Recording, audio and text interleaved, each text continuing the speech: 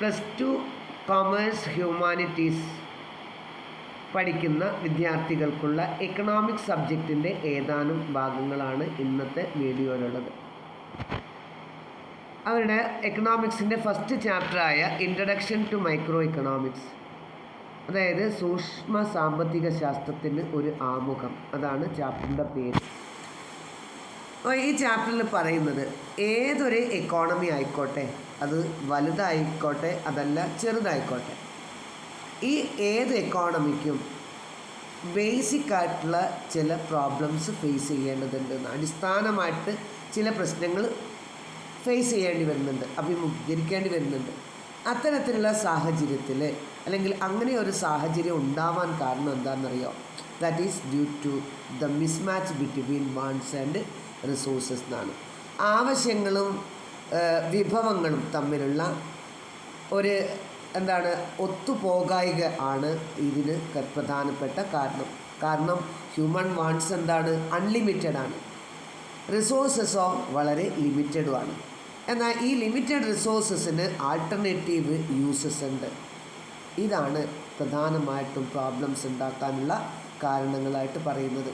അതായത് basic problems arises due to human wants are unlimited, but the resources to satisfy these human wants are limited, and these limited resources have alternative uses, and that led to the central problems ആണ്. അപ്പോൾ ഇങ്ങനെയുള്ള ഈ കാരണങ്ങളൊക്കെ കൊണ്ട് ഒരു സമ്പദ് വ്യവസ്ഥയ്ക്ക്, ഞാൻ നേരത്തെ പറഞ്ഞു, വലിയ ഒരു സമ്പദ് വ്യവസ്ഥ ആയിക്കോട്ടെ ചെറിയ സമ്പദ് വ്യവസ്ഥ ആയിക്കോട്ടെ, അതിന് ഇത്തരം സെൻട്രൽ പ്രോബ്ലംസ് ഫേസ് ചെയ്യേണ്ടതുണ്ട് എന്നാണ്. അപ്പോൾ എന്തൊക്കെയാണ് ഈ സെൻട്രൽ പ്രോബ്ലംസ് എന്നാണ് നമ്മൾ ഡിസ്കസ് ചെയ്യുന്നത്. ഇമ്പോർട്ടൻ്റ് ആയിട്ടുള്ളൊരു ക്വസ്റ്റ്യനാണ്. First, what to produce and in what quantities. അതാണ് ഏറ്റവും ബേസിക് ആയിട്ടുള്ള ഒരു പ്രശ്നം എന്ന് പറയുന്നത്. What to produce and in what quantities. അപ്പോൾ നമ്മൾ പറഞ്ഞ central problems of an economy എന്നാണ്. ഈ സെൻട്രൽ പ്രോബ്ലംസ് ഒരു എക്കോണമി വലുതോ ചെറുതോ എന്നുള്ളതല്ല, അതൊരു ക്യാപിറ്റലിസ്റ്റ് എക്കോണമി ആയിക്കോട്ടെ, സോഷ്യലിസ്റ്റ് എക്കോണമി ആയിക്കോട്ടെ, ഇനിയല്ല മിക്സഡ് എക്കോണമി ആയിക്കോട്ടെ, ഏതിനും ഈ ബേസിക് ആയിട്ടുള്ള പ്രോബ്ലംസ് ഉണ്ട്. And what are these problems? They are what to produce and in what quantities, how to produce and for whom to produce.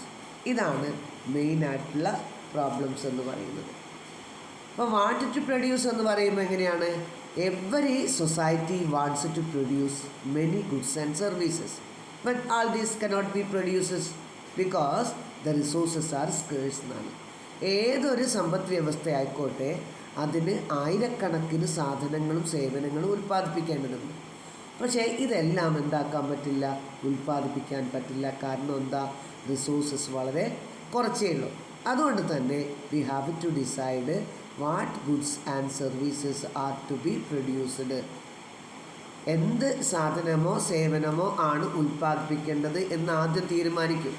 അത് തീരുമാനിച്ചു കഴിഞ്ഞാൽ തൊട്ടടുത്ത പ്രശ്നം എന്താണെന്നറിയോ? ഇൻ വാട്ട് ക്വാണ്ടിറ്റീസ് എന്നാണ്, ഏത് അളവിൽ എന്നാണ് അടുത്തത് നമ്മൾ ആലോചിക്കേണ്ടത്. അതായത് കൂടിയ അളവിൽ വേണോ കുറഞ്ഞ അളവിലാണോ എന്നുള്ളത് തീരുമാനിക്കുന്നു. നെക്സ്റ്റ് പ്രോബ്ലംസ് എന്ന് പറയുന്നത് ഹൗ ടു പ്രൊഡ്യൂസ് ആണ്, എങ്ങനെ ഉൽപ്പാദിപ്പിക്കണം. And that is related with the problem of choice of techniques of പ്രൊഡക്ഷനാണ്. ഏത് തരം സാങ്കേതിക വിദ്യ ഉപയോഗിക്കുന്നു എന്നതുമായിട്ട് ബന്ധപ്പെട്ട പ്രശ്നമാണ് ഹൗ ടു പ്രൊഡ്യൂസ് എന്ന് പറയുന്നത്. ഇവിടെ രണ്ട് തരത്തിലുള്ള സാങ്കേതിക വിദ്യ ഉണ്ട്. ഒന്ന് ക്യാപിറ്റൽ ഇൻറ്റൻസീവ് ടെക്നിക്സ് ആണ്, രണ്ടാമത്തത് ലേബർ ഇൻറ്റൻസീവ് ടെക്നിക്സ് ആണ്. ക്യാപിറ്റൽ ഇൻറ്റൻസീവ് ടെക്നിക്സിൽ more capital and less labour is used എന്നാണ്.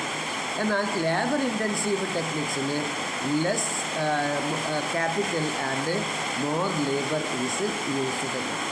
But that also an important പ്രോബ്ലമാണ്. What type of technology is used. അത് കഴിഞ്ഞ് മൂന്നാമത്തെ വളരെ ഇമ്പോർട്ടൻ്റ് ആയിട്ടുള്ള മറ്റൊരു പ്രശ്നമാണ് ഫോർ ഹും ടു പ്രൊഡ്യൂസ്. ആർക്കു വേണ്ടി ഉൽപ്പാദിപ്പിക്കണം. That is related with the problem of ഡിസ്ട്രിബ്യൂഷനാണ്. അതായത് വിതരണവുമായിട്ട് റിലേറ്റഡ് ആയിട്ടുള്ള പ്രോബ്ലമാണ് ഫോർ ഹും ടു പ്രൊഡ്യൂസ് എന്നുള്ളത്. അപ്പോൾ ഈ പ്രോബ്ലത്തിന് നമ്മൾ നാഷണൽ പ്രോഡക്റ്റ് ആർക്കിടയിലാണ് വീതിക്കേണ്ടത്? അതാണ് സൂചിപ്പിക്കുന്നത്. Among the individuals in the എക്കോണമിയാണ്, or among the members in the എക്കോണമിയാണ്.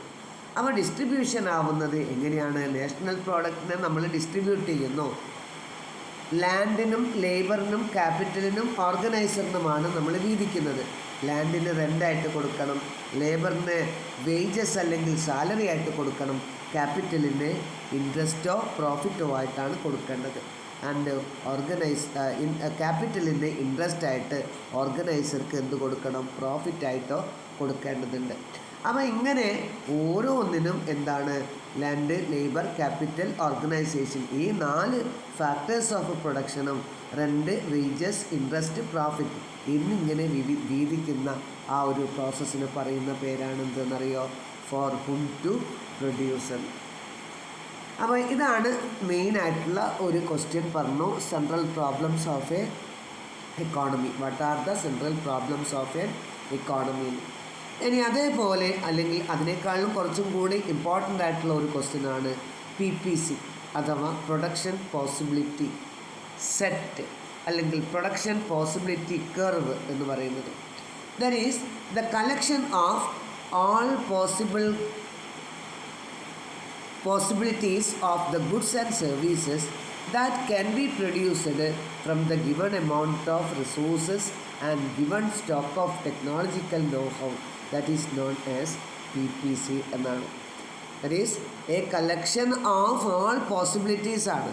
PPC is the locus of points of combinations of two goods that an economy can produce with its available resources and technology എന്നാണ്. ലഭ്യമായ വിഭവങ്ങളും സാങ്കേതിക വിദ്യ ഉപയോഗിച്ചിട്ട് ഒരു സമ്പദ് വ്യവസ്ഥയ്ക്ക് ഉൽപ്പാദിപ്പിക്കാൻ കഴിയുന്ന വ്യത്യസ്ത സാധനങ്ങളുടെ വിവിധ ചേരുവകളെ ആണ് സൂചിപ്പിക്കുന്നതെന്ന് PPC അല്ലെങ്കിൽ ഉൽപ്പാദന സാധ്യത വക്രം എന്ന പേരിലാണ് അതറിയപ്പെടുന്നത്. ഉൽപ്പാദന സാധ്യത വക്രം.